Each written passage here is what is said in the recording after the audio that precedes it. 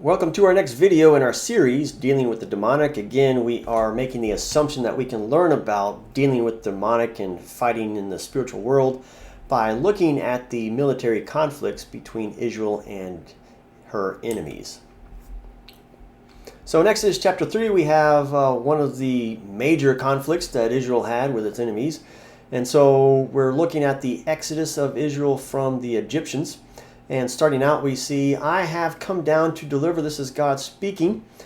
And in verse 9, God is talking about the fact that the Egyptians are oppressing the Israelites. And so if we were to use this parallel to what the demonic does, we could say that Jesus has come down to deliver us from the oppression of the demonic influence in our life. And notice that in verse 8, again, about towards the middle, God says, I will bring them to a land that is good and spacious. And one of the things that the demons like to do, they want to steal our blessing. So God has something good for us, and in their oppression, they're keeping us from something good. And so we want to be free of the oppression ourselves, but we also, as Christians, we want to help others become free. We want to help our brothers and sisters become free of the oppression of the enemy so that they can walk in the fullness of the blessing that God has for them. And so continuing on in Exodus 3, this is just after this verse, he says, this is God speaking, I am the God of your father, the God of Abraham, the God of Isaac, and the God of Jacob. Now it's interesting, God could have introduced himself as the creator of all, the most powerful, the one who formed the stars, but instead of doing that, instead of being the God of power, God introduces himself as the God of family. He's making himself near the Israelites. He's not some outside God out in the stars somewhere, but he is a God that is near, right? He is a God of the family, and not a God of just the created universe. I have surely seen the affliction of my people. Again, he is making this personal. He's saying, you Israelites, you are my people. You're not just some created thing, animal running around on planet Earth in some distant corner of the universe. He's saying, that's my people. So God is taking ownership in two ways. He's saying, I am the God of your fathers, but he's also taking ownership and saying, you are my people.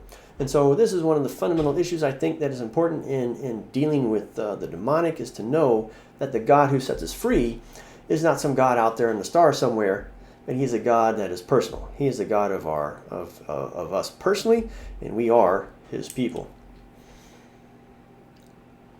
Continuing on with Exodus chapter 3 again, he uses the same phraseology, the God of your fathers, in verse 15. In verse 16, the God of your fathers.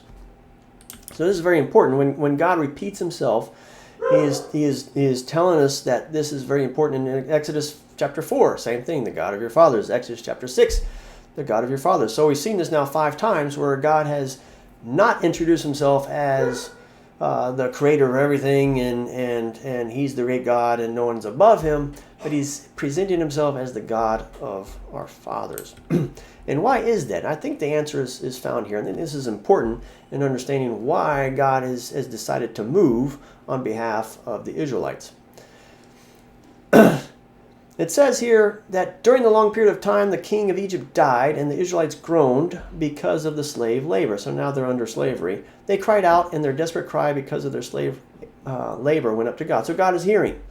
Again, God is not in the stars, preoccupied with something else, but he understands the situation we're in.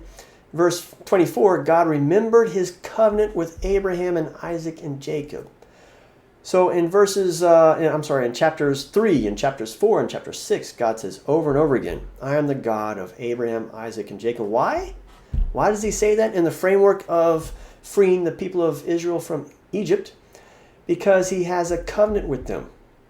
God has a covenant with the fathers, and then by extension with the people of Israel, their descendants. And God has heard their moaning and their groaning, I don't say that in a negative sense. And they do have something to moan and groan about. God has heard that, and God has remembered his covenant. So in dealing with the demonic, we want to make sure that we understand that God is freeing people because he has a covenant. That is one of the fundamental issues, I believe, in dealing with demonic influence on our lives and on the lives of others. Verse 25, God saw the Israelites and God understood. Again, God is not out in the stars tinkering with whatever's going on out there in the universe, watching the nebulae explode, or maybe playing with the black holes. But he has his eye on what is going on with his children down on planet Earth, and God understands. And so God understands where we are, and he understands we're being oppressed, and he has come down to free us. When I say come down, in Exodus is interesting. Exodus chapter 3, it says, I have come down. That is a very clear foreshadowing of Jesus, and especially in his ministry with dealing with the demonic. Exodus chapter 6, let's home in on this a little bit. I also established my covenant with them. That is the fathers, this Abraham, Isaac, and Jacob. I have established my covenant with them to give them the land of Canaan. And I've also heard the groaning of the Israelites, whom the Egyptians are enslaving, and I have remembered my covenant. So what is happening here? God has a covenant with Abraham, Isaac, and Jacob, and that follows down and flows through to the descendants, namely the Israelites. And God is, as it has come to God's attention that the covenant says the Israelites shall be blessed in Canaan, but one, they're not in Canaan, and number two, they're not being blessed. And so in this difference between what the covenant says and what they are experiencing, God is saying, well, I'm going to do something about this, right? They're supposed to be in Canaan, but they're in Egypt, and they're supposed to be blessed, but they're living as slaves. And there's a discrepancy here between my covenant with my people and what they're experiencing, so now I'm going to spring into action. Therefore, let's look at that word therefore. So God is telling us the logic of why he's doing what.